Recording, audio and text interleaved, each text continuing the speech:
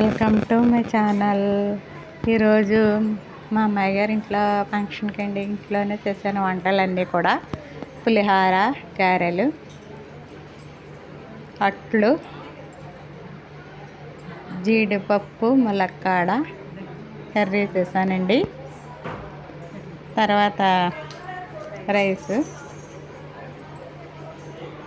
ప్రసాదము, సాంబారు, గోంగూర పచ్చడి, బూరెలు,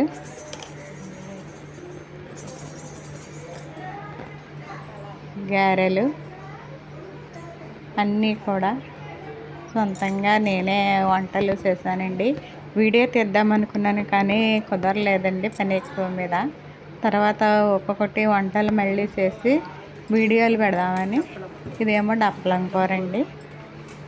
తర్వాత అన్ని రకాలు కూడా ఇంట్లోకి నేనే చేశానండి. మీకు నచ్చినట్లయితే లైక్ చేయండి, కామెంట్ పెట్టండి. ఇది రకాలు అన్నీ కూడా ఇలాగా తయారు చేశానండి.